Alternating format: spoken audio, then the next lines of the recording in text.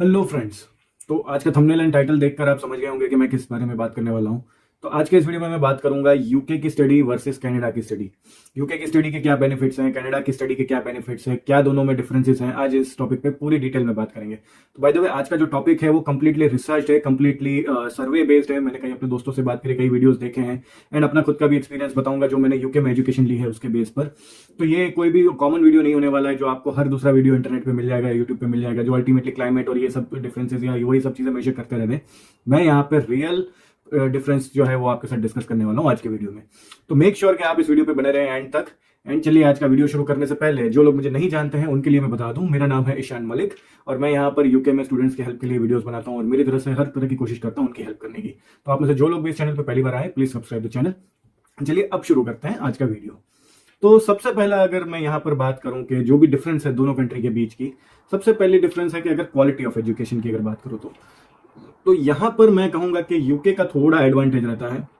अगर मैं रैंकिंग की भी बात करूं सिर्फ, तो यूके में जो है नंबर ऑफ रैंकिंग यानी कहें कि टॉप 100 में आने वाली यूनिवर्सिटीज की रैंकिंग बहुत ज्यादा है एंड कहें कि क्वालिटी ऑफ एजुकेशन जो है यहाँ का वो कंपेरेटिवली कनाडा से बेहतर है। मेरा इसका मतलब ये बिल्कुल नहीं है कि कनाडा की स्टडी बिल्कुल ही यूजलेस है या ऐसी में कोई बात नहीं कर रहा हूँ। कनाडा की स्टडी भी बहुत अच्छी है, लेकिन अगर आप हम क्वालिटी कंपेयर करते हैं, यूके में जो स्टडी का जो क्वालिटी है वो कंपेरेटिवली बेटर है। और सिर्फ अगर रैंकिंग के पॉइंट ऑफ व्यू से भी बोलूं तो यूके में 18 से 19 यूनिवर्सिटीज है जो टॉप 100 में आती है, जबकि कनाडा की सिर्फ 3 यूनिवर्सिटीज ही हैं जो टॉप 100 की रैंकिंग में आती है। इसके अलावा अगर मैं क्वालिटी की बात करूं तो जो मैंने अपने कुछ मेरे जो फ्रेंड्स वहां पर है और जो यहाँ पर भी है, और जो कुछ मेरे फ्रेंड्स जो वहां पर है और उनसे जो मैंने बात करी उस बेस पे उन्होंने ये कहा कि कनाडा में जो स्टडी है वो कंपैरेटिवली इजी है यूके के मुकाबले। अब ये कनाडा का एडवांटेज है, यहाँ पर आपको बहुत ही फास्ट पेस स्टडी जाती है, तो आपको बहुत ज्यादा टाइम नहीं मिलता है यहाँ पर यूके में। आपको रेगुलरली असाइनमेंट सबमिट करने होते हैं, रेगुलरली आपको कोर्स वर्क वगैरह वो सब सबमिट करना रहता है, रेगुलरली अटेंडेंस और पढ़ाई और वो सब चीजें मेंटेन करनी पड़ती है यूके में, जबकि कनाडा में वो कंपैरेटिवली थोड़ा इजी है। तो ये कहें कि इसी वजह से शायद क्वालिटी के मामले में मैंने यूके को ऊपर रखा है कंपेयर टू कनाडा। हालांकि मैं उस कैटेगरी को ज्यादा प्रेफर करता हूँ। आपकी पढ़ाई अगर इजी है तो वो बहुत ही बढ़िया एडवांटेज होता है। आप इस बारे में क्या सोचते हैं, आप मुझे कमेंट में प्लीज बताइए कि क्या आप थोड़ी hard and fast pace study में बिलीव करते हैं या थोड़ी relaxed and chill out studies में बिलीव करते हैं। इसके अलावा दूसरे डिफरेंस की बात करूं तो वो है ड्यूरेशन। अब ये एक बहुत ही बड़ा एडवांटेज है यूके में। यूके में यूजुअली जो भी बैचलर्स होता है वो 3 साल का रहता है, मास्टर्स होता है वो 1 साल का होता है, पीएचडी भी 3 साल की होती है, जबकि कनाडा में यूजुअल बैचलर टाइमिंग 4 साल का रहता है, मास्टर्स जो है वो 2 साल का रहता है और पीएचडी है वो 4 या 5 साल की रहती है। तो अगर आप अगेन जैसे मैंने बोला, तो अगर आप फास्ट पेस स्टडी में बिलीव करते हैं या कहें कि उसी टाइम के लिए या उसी स्टडी के लिए को कम टाइम में खत्म करना चाह रहे हैं, ये अगर आपका प्रेफरेंस है तो आपके लिए यूके, आयरलैंड, न्यूजीलैंड ये कंट्रीज ज्यादा बेटर है कंपेयर टू कनाडा। लेकिन अब कनाडा में भी कई यूनिवर्सिटीज हैं जो आपको 2 साल की जगह 1 साल का मास्टर्स प्रोवाइड करते हैं या 1.5 साल का मास्टर्स प्रोवाइड करते हैं। तो ऐसी अगर आप कुछ यूनिवर्सिटीज टारगेट करने लग जाए कनाडा में भी, तो ये इश्यू भी आपका शायद हो सकता है कि निकल जाए। अब आते हैं सबसे बड़ा मुद्दा जो आपको स्टडी के लिए एक बहुत ही मैटर करता है। कनाडा में जो ट्यूशन फीस है वो यूके के मुकाबले कंपैरेटिवली लोअर है। वैसे बहुत ज्यादा गैप है ऐसी भी बात नहीं है, लेकिन 10 to 15% का आपको फर्क पड़ जाता है अगर हम यूके से कंपेयर करें तो। लेकिन हाँ लेकिन अगर वहां पर भी आप हाई रैंक यूनिवर्सिटीज को वहां पर भी अगर आप टारगेट करते हैं तो आपको फीस कहीं ना कहीं सेम ही मिल जाती है। इसके अलावा अगर मैं अगेन मनी की ही एस्पेक्ट में बात करूं तो करूंगा cost of living. Cost of living भी कनाडा में यूके के मुकाबले कम है, यानी यहाँ भी ज्यादा डिफरेंस नहीं है। अगेन वही 10-15% का ही डिफरेंस है। किसी भी कंट्री में या किसी भी सिटी में भी, इवन अगर हम इंडिया में भी बात करें तो मेजर कॉस्ट तो आपका लिविंग कॉस्ट ही होता है या कहें कि अकोमोडेशन कॉस्ट होता है। तो उसके बाद तो ग्रोसरी आइटम्स या जो भी है, मोबाइल या ट्रांसपोर्ट और ये सब चीजें कहीं ना कहीं ऑलमोस्ट यूके की एंड कनाडा की ऑलमोस्ट सेम ही है। अब कुछ बात करते हैं कि यूके में एप्लीकेशन के या यूके में स्टडी के बेनिफिट्स क्या है। तो सबसे बड़े बेनिफिट की अगर मैं बात करूं यूके में स्टडी के, तो वो है कि गैप एक्सेप्टेड है। आपका स्टडी में कितना भी बड़ा गैप है वो एक्सेप्टेड है। अभी भी मेरा 10 साल का गैप था जब मैंने यूके में एडमिशन लिया एंड मुझे बिना किसी प्रॉब्लम के एडमिशन मिला है और कोई मेरे वीजा में या किसी भी चीज में कोई प्रॉब्लम नहीं आई। इवन कहीं भी कोई इमिग्रेशन पे भी इंटरव्यू हुए तो कोई किसी तरह के क्वेश्चन मुझसे नहीं पूछे गए कि इतना गैप के बाद मैं क्यों पढ़ रहा हूँ या मुझे कोई बहुत बड़े जस्टिफिकेशन देने पड़े हो। हाँ, मैंने अपना statement of purpose SOP letter में मैंने अपना जस्टिफिकेशन दिया था, लेकिन वो तो मुझे कनाडा में जब मैंने एप्लीकेशन करी तब भी मुझे देना पड़ा था, मैंने न्यूजीलैंड में एप्लीकेशन करी या ऑस्ट्रेलिया में एप्लीकेशन करी, हर जगह ये एक्सप्लेनेशन तो मुझे देना ही पड़ा था। इसके अलावा अगर यूके का और एक बेनिफिट अगर मैं बताऊं तो जब भी आप यूनिवर्सिटी में एप्लीकेशन करते हैं तो कोई भी आपको एप्लीकेशन फीस नहीं देनी पड़ती है।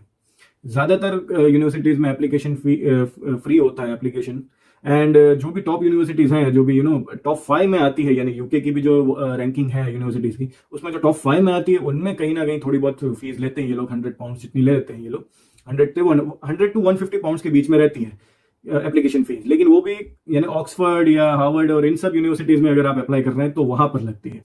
एक और बेनिफिट अगर मैं यूके की करूं तो अगर तो आपके 12th स्टैंडर्ड में इंग्लिश सब्जेक्ट में मार्क्स अच्छे हैं तो आपको बिना आइल्स के भी यहाँ पर एडमिशन मिलता है।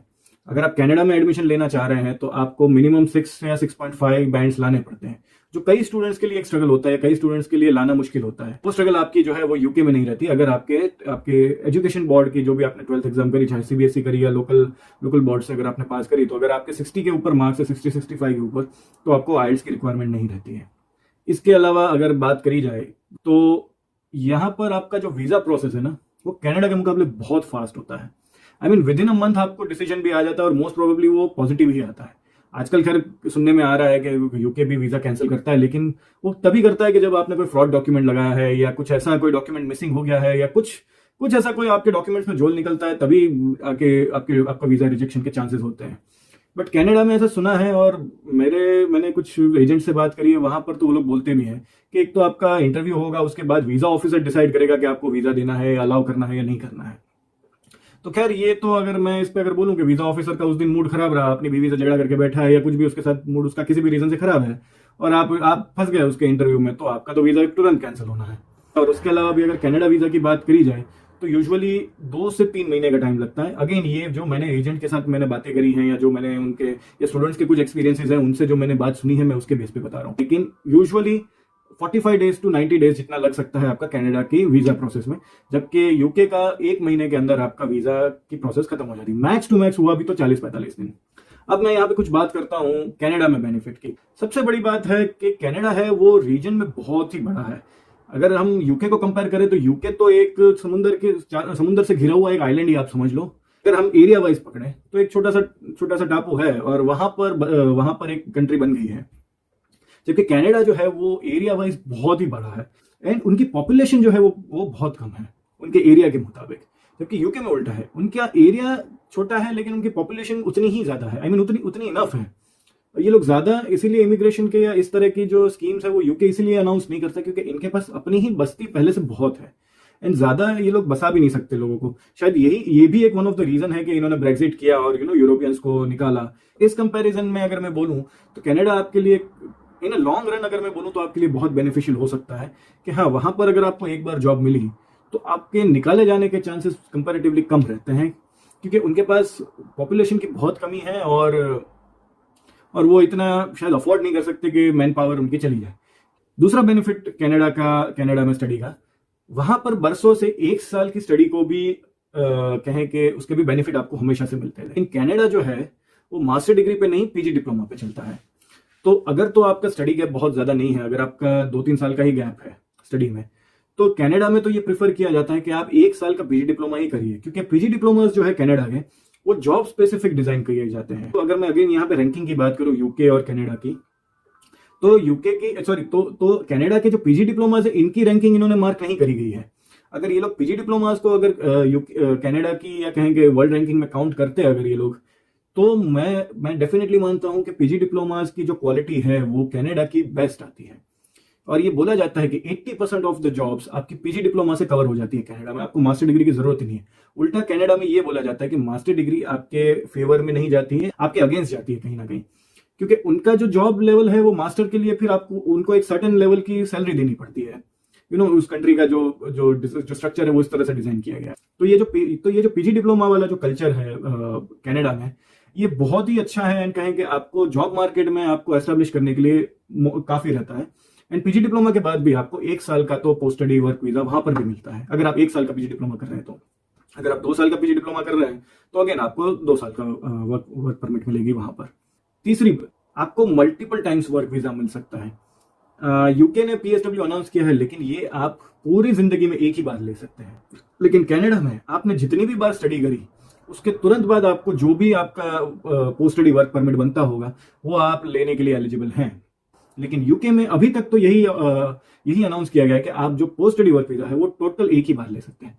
तो ये एक मुझे बहुत बड़ा बेनिफिट लगता है आप कनाडा में पढ़ाई का। और आखिरी जो मैं कनाडा की बेनिफिट की मैं बात करूं अगर, कि आपकी कनाडा में हर एक्टिविटी को काउंट किया जाता है पीआर की एप्लीकेशन के वक्त, या पीआर के तरफ वो आपकी हर एक्टिविटी काउंट है। अगर आपने पढ़ाई करी तो वो भी काउंट करी जाएगी आपकी पीआर में, आपने स्टडी आपने जॉब करी है तो वो भी काउंट किया जाएगा। तो हर चीज आपको पीआर की तरफ काउंट करी जाती है कनाडा में। यूके में अभी कोई ऐसा सिस्टम एस्टेब्लिश नहीं हुआ है कि मैंने पढ़ाई करी है तो मुझे कोई उसके एक्स्ट्रा पॉइंट्स मिलने वाले हैं जो मुझे पीआर में हेल्प करेंगे, या मैं कोई जॉब करता हूं तो मुझे कोई एक्स्ट्रा बेनिफिट मिलेगा जो मेरा पीआर में हेल्प करेगा। इस तरह की कोई स्ट्रक्चर, इस तरह की कोई स्कीम्स यूके ने अभी तक अनाउंस नहीं करी है। अब अगर बात करूं कि फ्यूचर बेनिफिट्स आपको कहां मिल सकते हैं स्टडी के बाद, तो सबसे पहले बात करें अगर यूके की, तो यूके में अगले 5 से 6 सालों में जो मुझे लगता है, और जो यहाँ पे कुछ ट्रेड्स भी बोल रहे हैं कि यूके में अगले 5 से 6 साल में बहुत सारी जॉब्स होने वाली हैं। क्योंकि जो ब्रेक्सिट हुआ है इस वजह से जो यूरोपियन एम्प्लॉयज का जो एक यहाँ से कट ऑफ हुआ है वो कहीं ना कहीं इनको भरना तो है। और कनाडा की अगर बात करिए तो कनाडा हमेशा से एक कहें कि स्टेबल रेट पे ग्रो करता रहा है हमेशा। वो कभी भी आप देखोगे कि बहुत ही इतना लाइमलाइट में भी नहीं आएगा, कभी इतना बहुत ही स्लो रेट से भी ग्रो नहीं करता। वो एक फिक्स रेट पे ही रहता है। एंड कहते हैं ना जिंदगी में स्टेबिलिटी चाहिए, तो अगर स्टेबिलिटी की बात करें ना तो वो फिर कनाडा में मिल सकती है आपको। दूसरा, अभी अगले 5-6 सालों में पीआर के चांसेस यूके में कंपैरेटिवली ज्यादा बन सकते हैं। मेरा ये पर्सनली मानना है, मुझे ऐसा लगता है, और शायद इसी होप में मैं भी यहाँ पर आया हूँ पढ़ाई के लिए, कि अभी जो 5-6 साल होंगे यहाँ पर अगर आप में थोड़ा सा भी टैलेंट है, आपको एक्सपीरियंस है, या आप कुछ भी इवन अगर आप डिसेंट एम्प्लॉय भी हो, तो आपके पीआर के चांसेस शायद यूके में फ्रूटफुल हैं। वो कहते हैं ना फर्स्ट मूवर का जो एडवांटेज होता है वो आपको बहुत मिलता है। तो इस वजह से मुझे लगता है कि मे बी 2022 से 2027-28 या मैक्स टू मैक्स 2030 तक यूके में बहुत सारे पीआर एंड सिटीजनशिप्स मिलेंगी एंड बहुत सारी स्कीम्स आएंगी।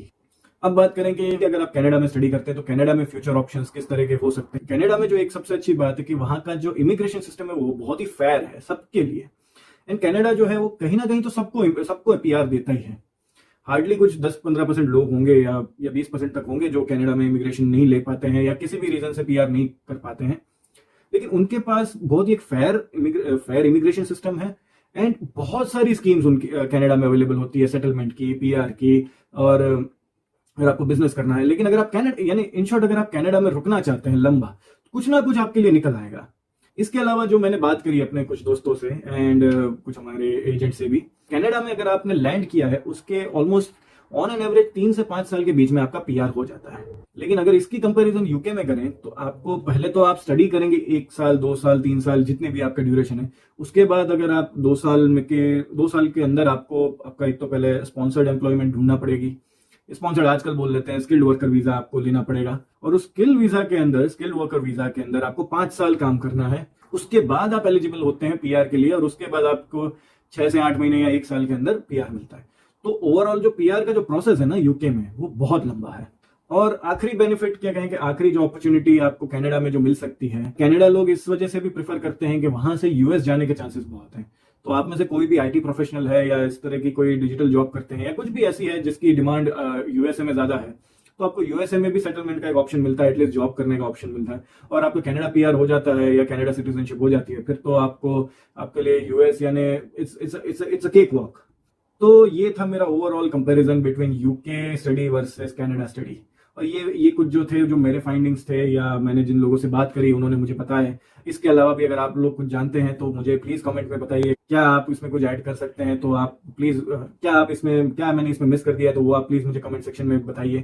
एंड अगर आप अभी तक इस वीडियो पे रुके हुए हैं तो प्लीज वीडियो को लाइक करिए, शेयर करिए अपने फ्रेंड्स एंड फैमिली के साथ, and please subscribe the channel. So thank you for watching the video, hope to see you in the next one.